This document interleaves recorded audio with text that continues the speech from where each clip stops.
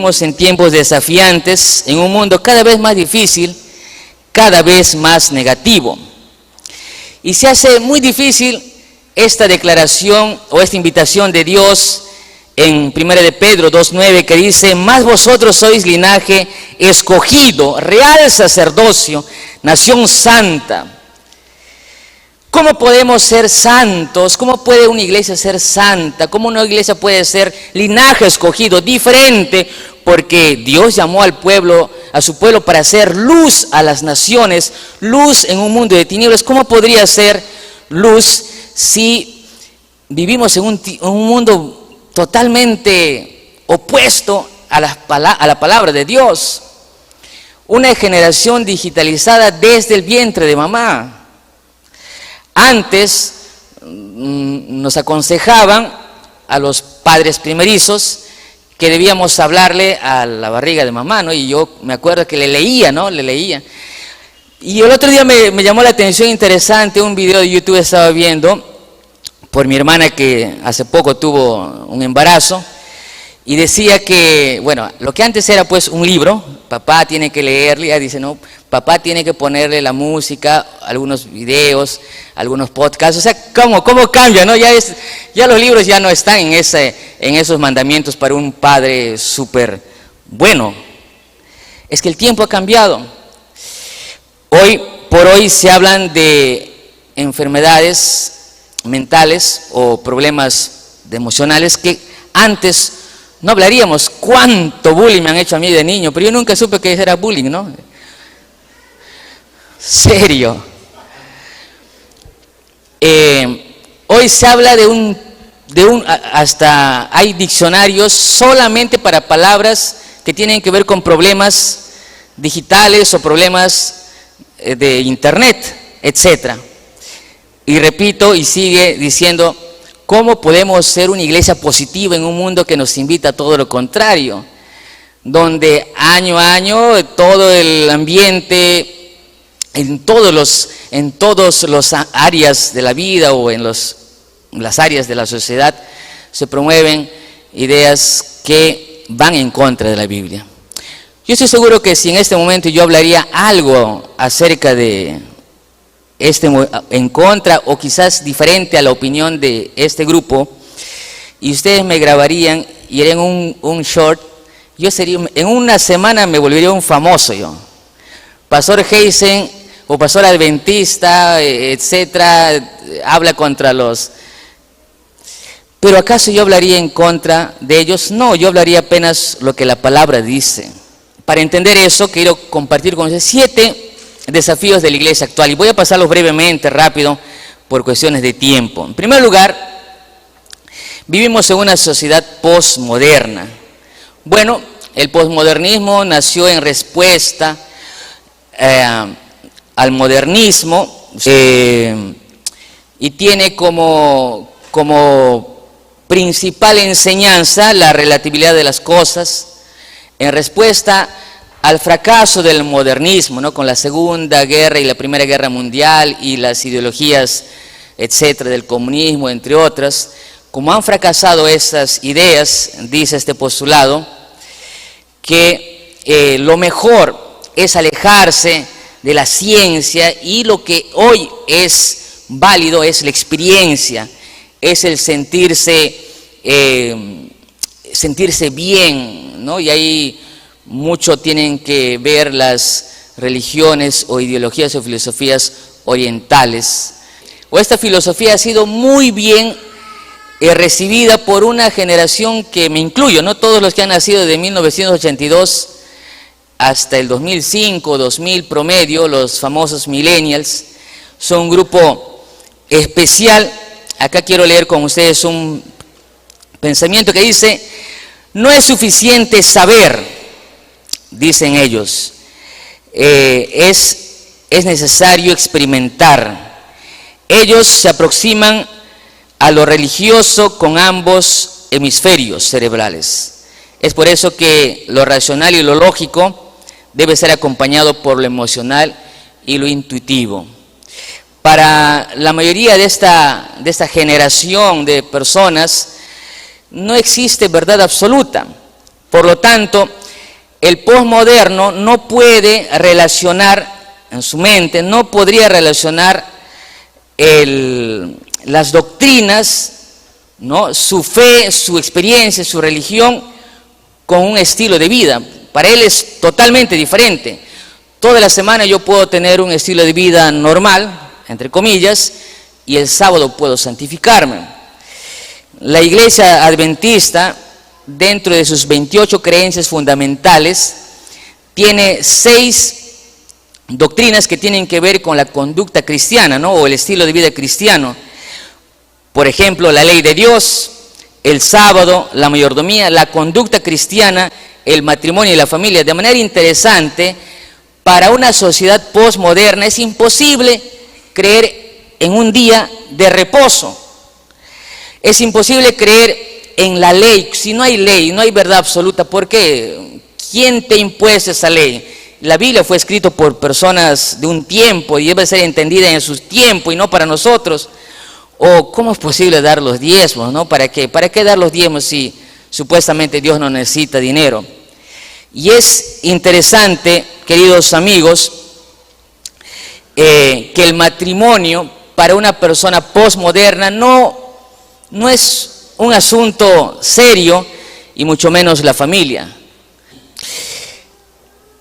Entonces, el primer desafío es el posmodernismo. En conclusión, el posmoderno no puede relacionar o no relaciona el estilo de vida con su conducta o su experiencia de salvación. Y si tú notas, su vida es un poco diferente, ¿no? El uso de las joyas, el tipo de música, la misma alimentación es relativo. Para un posmoderno eso no tiene que ver, no tiene que ver con su salvación. La segunda es que vivimos en medio, el segundo desafío es que vivimos en medio de una cultura pragmática, o el pragmatismo. Honestamente, mientras hacía ese estudio, yo muchas veces he sido pragmático. Es más, me autodefino una persona pragmática, pero sin saber lo que significa en realidad, en su magnitud. ¿Cuántos de ustedes han dicho, es que yo soy pragmático? Pero el pragmatismo en realidad es una corriente filosófica. El pragmatismo es la noción de que el significado o valor de algo viene determinado por consecuencias prácticas. Rechaza la noción de lo correcto y lo incorrecto, el bien y el mal, la verdad y el error en sentido absoluto.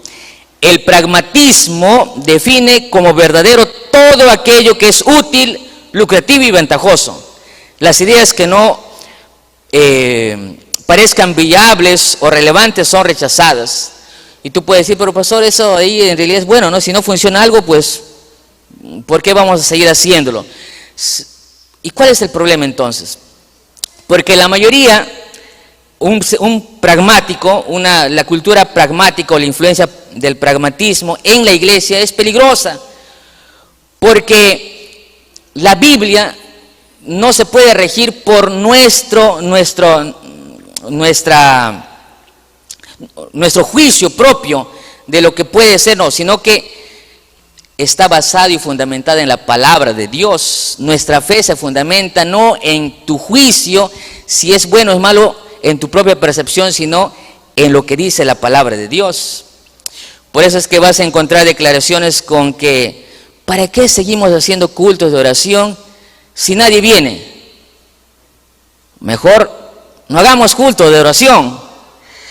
O, oye, no postees ese tipo de mensajes porque no tienes ni likes. Si el contenido no funciona, se cambia. Y tristemente hay iglesias que promueven ser relevantes a costa de esta filosofía del pragmatismo. Para ellos, la teología va en el asiento posterior del auto, de la metodología. Es decir, que para ellos más importante es la estrategia, el contenido, el programa, y no la teología como palabra de Dios. El tercer desafío que quiero compartir con ustedes y por qué es difícil ser positivo en medio de un mundo negativo, tiene que ver con la influencia humanista. Y saben, acá casi todos somos humanistas. ¿Qué es el humanismo? El humanismo es una corriente intelectual y cultural que rompe con la idea teológica de que Dios es el centro del universo, pasando a serlo el ser humano y sus cualidades y valores. Para el humanismo, el foco de todo es el hombre. Y eso es triste y peligroso, porque nosotros, como cristianos, como adventistas, como personas que leen la Biblia, estudian la Biblia, nosotros creemos que la adoración es teocéntrica. Dios es el centro de la adoración. El canto, las alabanzas, el mensaje, el sermón, todo tiene que ir para adorar a Dios. ¿Para qué vienes a la iglesia? Te preguntan y tú dices, ¿a qué vienes? ¿A qué vienes a la iglesia? ¿A qué viniste esa tarde del templo? ¿A encontrarte con tus amigos, a disfrutar de un programa? Si tu respuesta es esa, entonces tu adoración no es antropocéntrica, o sea, para Dios, sino que tu adoración es ¿qué cosa? No es teocéntrica, sino antropocéntrica, es decir, tu foco es el hombre. Entonces, cuando hay personas y hay cristianos con esa visión, con esa influencia, dicen así: ¿esta música le gustará a los hermanos? Van a hacer una campaña de evangelismo y dice: pero pastor, esta música es muy, no sé, es un himno antiguo, ¿por qué no? ¿Por qué? Porque no se concentran en si esto le va a agradar a Dios, sino si esto va a agradarle a fulano, a sutano, a mengano. Esta música o este sermón le gustará a los jóvenes, o con este programa, podríamos decir, en este campamento, ¿le va a gustar a la gente? Si notan, queridos amigos y hermanos, el humanismo nos lleva a pensar más en el hombre que en Dios. Posmoderno, no le importa el estilo de vida, no hay reglas.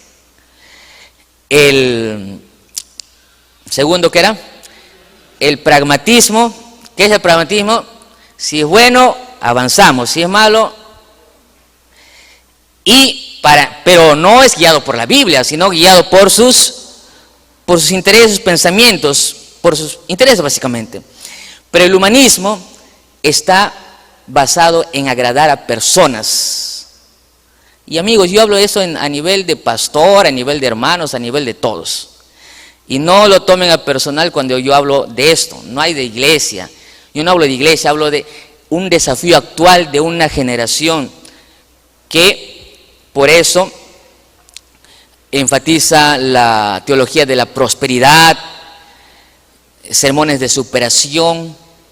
Si tú haces una revisión por YouTube a predicadores de otras denominaciones, en general, muy poco hablan de santidad, más apuntan a las necesidades del ser humano. Y sí, nosotros debemos trabajar para que esas personas sepan que su necesidad solo lo puede suplir Dios.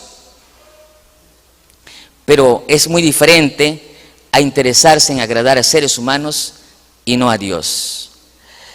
En cuarto lugar, una generación de cristal, y es una realidad, ¿no? Muchos de nosotros hemos escuchado hablar de la generación de cristal, aquí en Perú, ¿no? La generación equivocada, etcétera, etcétera, pero no es broma, es una realidad, queridos jóvenes y amigos, hermanos. Vivimos en una generación que es muy diferente.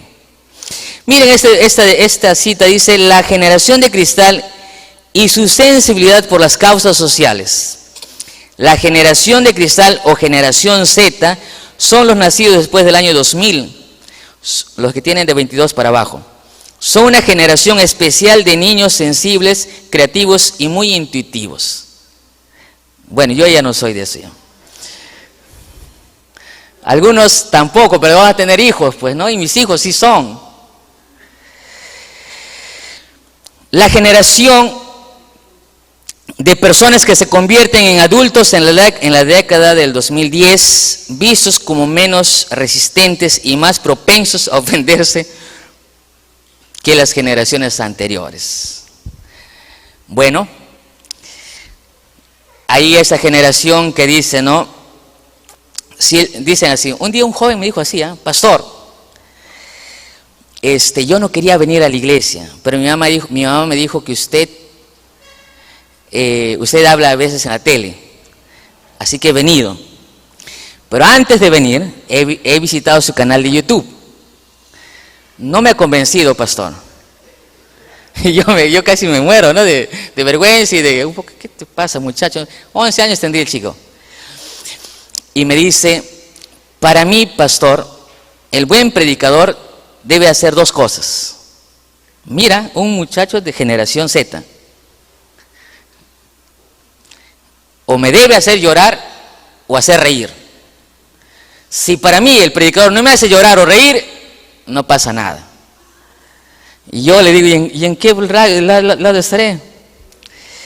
Cuidado, no seas tan duro, porque ellos son sensibles. Sí, yo he ido a la iglesia así. Ese predicador es muy duro al hablar. Y lo triste, algunos padres dicen, ¿no? La iglesia no está preparada para mis hijos. Yo ya hablé esto en algún momento. Y claro, pues a veces queremos que la iglesia esté preparada para nuestros hijos, porque en nuestros hogares nosotros no preparamos a nuestros hijos. Yo les decía así a un grupo de jóvenes, creo que fue hace 2 sábados. Es como si toda la semana tú comes Bembos, Kentucky Fried Chicken, KFC, pizza, toda la semana. Y el sábado tú le das de comer puras ensaladas y sin limón todavía, y ni sal. ¿Cómo crees que tu hijo comería? Feliz. ¿Qué sucede? Tristemente, algunos papás, padres, y me incluyo, toda la semana les dejamos o hacemos que nuestros hijos pues que coman, y cuando digo coman me refiero a ver series, películas, juegos, videojuegos, etcétera, etcétera, etcétera, etcétera. Y el sábado tu hijo viene acá. Mira, toda la semana ha sido una semana súper divertida para él. Y acá pues no le dejas ni siquiera tener su celular. Entonces, el problema no es la iglesia. El problema es que nosotros no hemos estado haciendo un trabajo en casa. Y yo les hablo con experiencia, porque Génesis, mi hija, ya me ha pedido celular. Generación Z, una generación sensible, una generación creativa, sí, pero una generación que se ofende por las generaciones anteriores. Quinto y último, y estoy bien en el tiempo todavía, esa de acá me encanta. Y es acá para todos nosotros. El background de los adventistas. Saben que todos, bueno, creo que acá en este grupo quizás no sé, pero casi todos los adventistas, de alguna manera u otra, tenemos en nuestra sangre un poquito de evangélicos y un poquito de católicos. Me refiero a la generación pues que ha conocido a Jesús ya de grandes, no de jóvenes. Por ejemplo, yo estoy viendo algunos que no, pues no, eso, definitivamente ustedes no. Quisieran, pero no. ¿Por qué? Porque, por ejemplo, yo conocí a la iglesia a los 17 años, 16, 17 años. He sido medio católico, medio evangélico, y muchos adventistas actualmente han tenido un trasfondo católico evangélico. Y saben una cosa, eso es interesante porque un adventista, queridos amigos, no es un evangélico o protestante.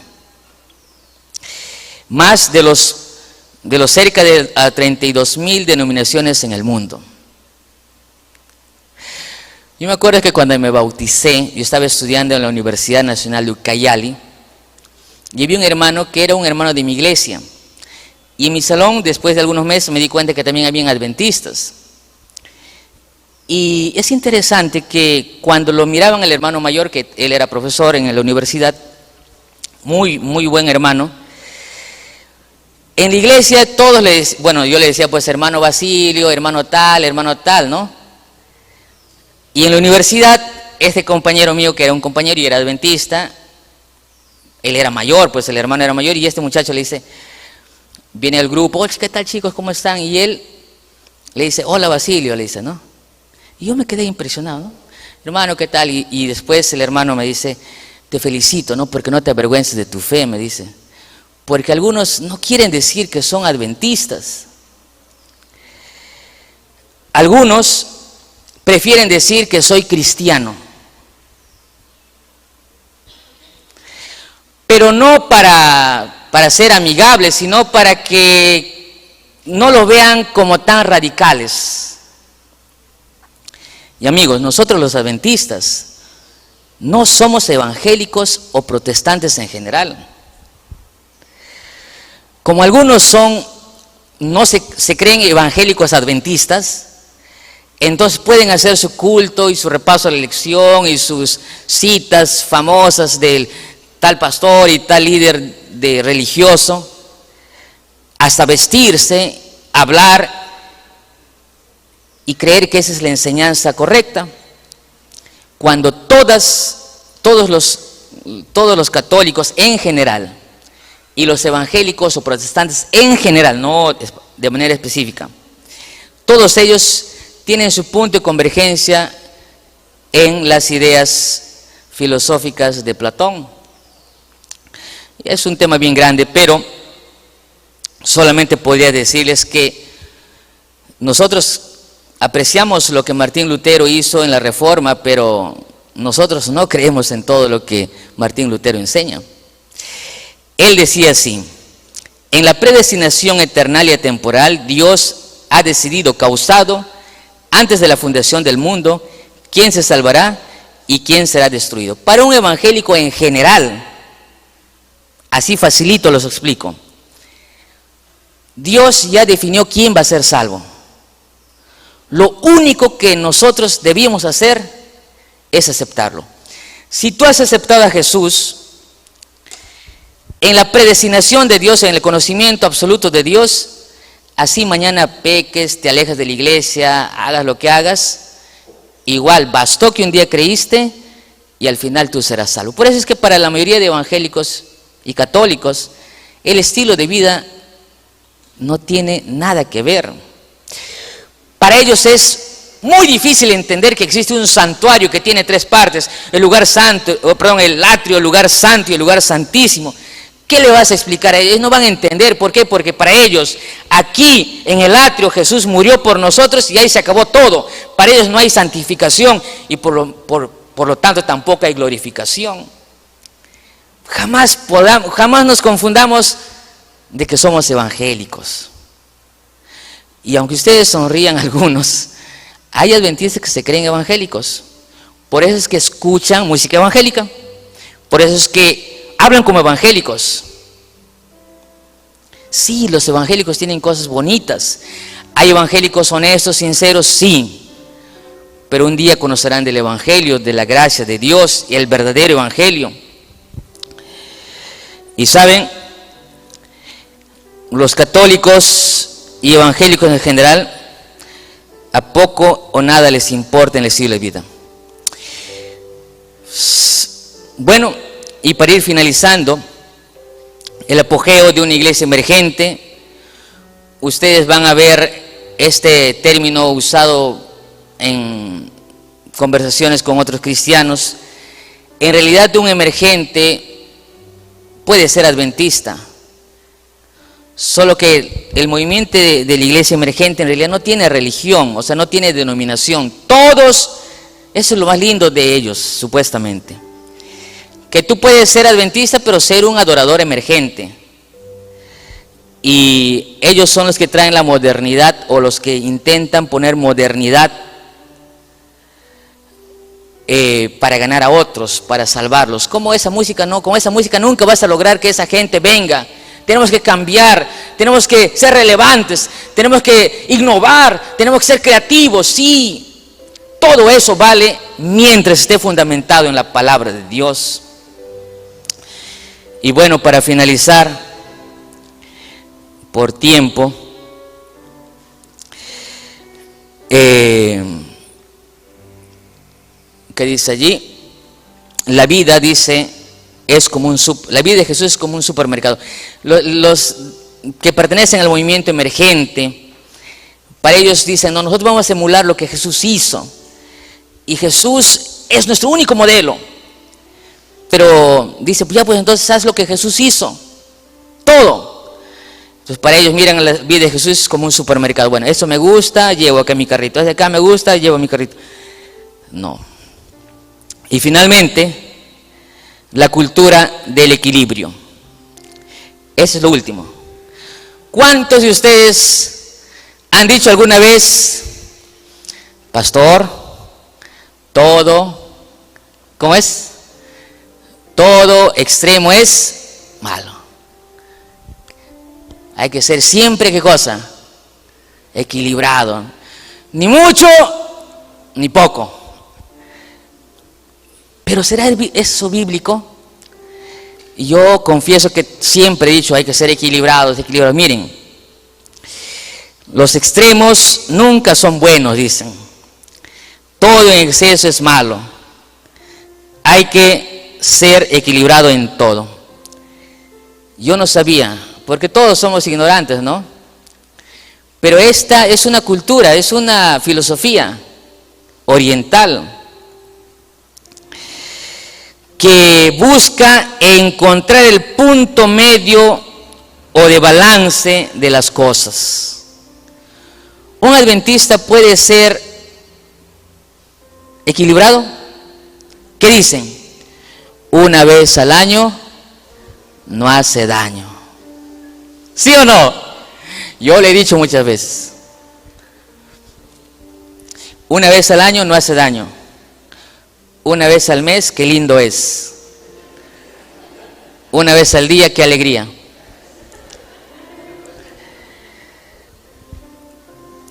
Mucha oración y estudio de la Biblia te va a volver loco. ¿Han escuchado ustedes? No seas fanático, no demasiado. Pero la Biblia no es un libro la Biblia no enseña que debamos ser equilibrados como cristianos. Pero por cuanto eres tibio y no frío ni caliente, te vomitaré de mi boca. Un adventista, un cristiano debe ser equilibrado. ¿Cuál es el equilibrio entre frío y caliente? Tibio. No. Mejor sé frío, dice la Biblia. Me encanta esta cita. Me gustaría que todos podamos leer. 2, 3.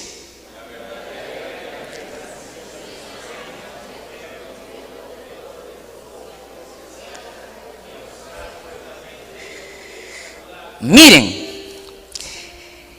abstenerse por completo de todo lo que es perjudicial, en otras palabras, de todo lo malo, y de lo bueno, cuerdamente.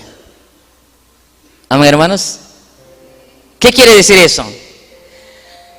Equilibrado para lo bueno. Para lo malo debemos ser radicales. Amén. Equilibrado solo para lo bueno. Para lo malo hay que ser radicales. ¿Cómo ser positivo en un mundo negativo? Amigos, volviendo a donde todo empezó, a la palabra de Dios. Amén. A ver, tomen su Biblia. Quiero que tomen su Biblia conmigo. La iglesia primitiva, algunos no han traído Biblia, ya no me digan, por favor, no rompan mi corazoncito. Biblia, la palabra de Dios. Sí, pastor, bueno. Eso también es una característica del posmoderno, de la iglesia emergente, por si acaso. Solo que algunos son y ni siquiera saben pues que son, ¿no? la Biblia, la palabra de Dios.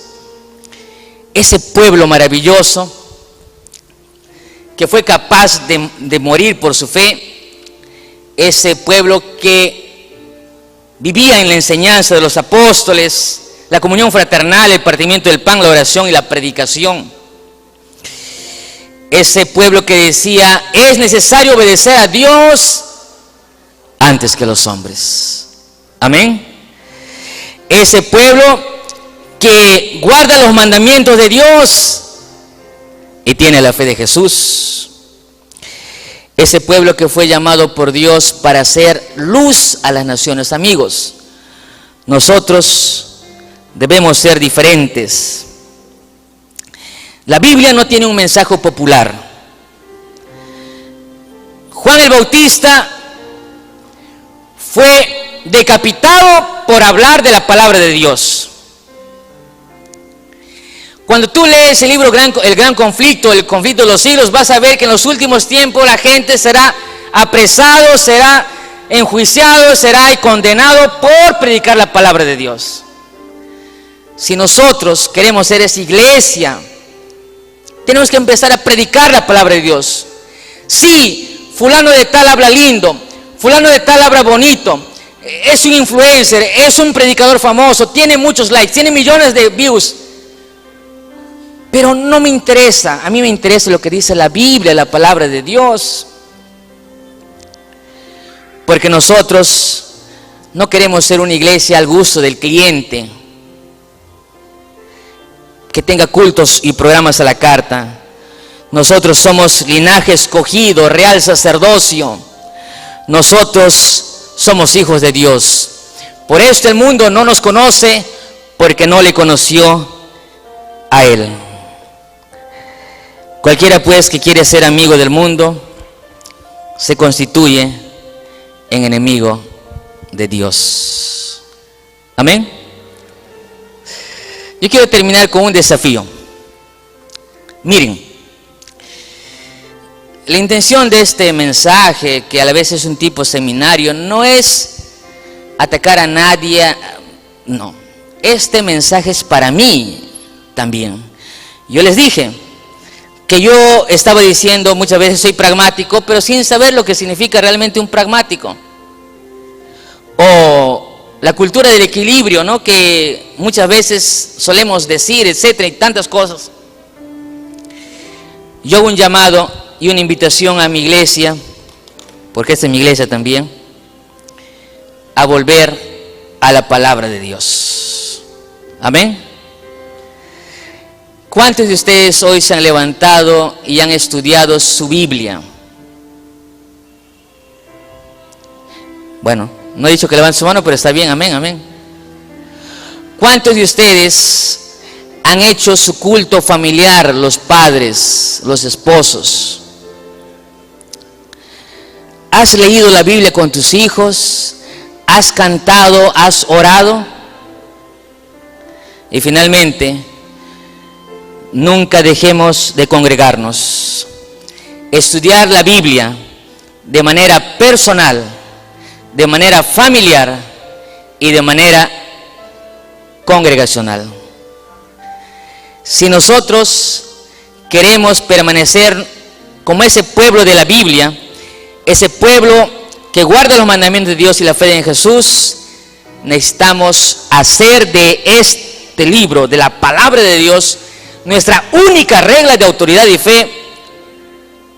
Y sí, como les decía, hay buenos pastores, hay buenos escritores, hay buenos libros, pero nuestra vida tiene que ser fundamentada y guiada por la palabra de Dios. Amén. ¿Podemos hacer ese compromiso? ¿Cuántos quisieran renovar ese compromiso de estudiar la Biblia en la primera hora de cada mañana? De estudiarla con mi familia, hacer mi culto familiar. Y bueno, no dejar de congregarme en ningún culto. Si tú quieres hacer eso, ponte en pie, permíteme hacer una oración por ti. Vamos a la Biblia, a la palabra de Dios. Oramos. Amado Dios, Solo tú sabes, Señor, la relación que tenemos contigo. Solo tú sabes, Señor, cuánto, mucho o cuán poco estudiamos la palabra de Dios. Estoy hablando para alguien que ni siquiera lee su Biblia en la semana, por los trabajos, por la carga académica, por los quehaceres. Hay familias que no están teniendo su culto familiar, Señor. Padre, te encomiendo en tus brazos poderosos, como dice tu palabra, que la fe viene por el oír y el oír la palabra de Dios, Señor. Que tu palabra sea el centro, que sea la lámpara a nuestros pies y lumbrera en nuestro camino. Porque todo puede pasar, pero tu palabra no. Sécase la hierba, marchítase la flor, mas la palabra de Dios permanece para siempre. Padre, queremos ser reavivados por tu palabra cada día, con el objetivo de cumplir la misión que nos has encomendado. En el nombre de Jesús te pedimos todo esto. Amén, Señor. Amén.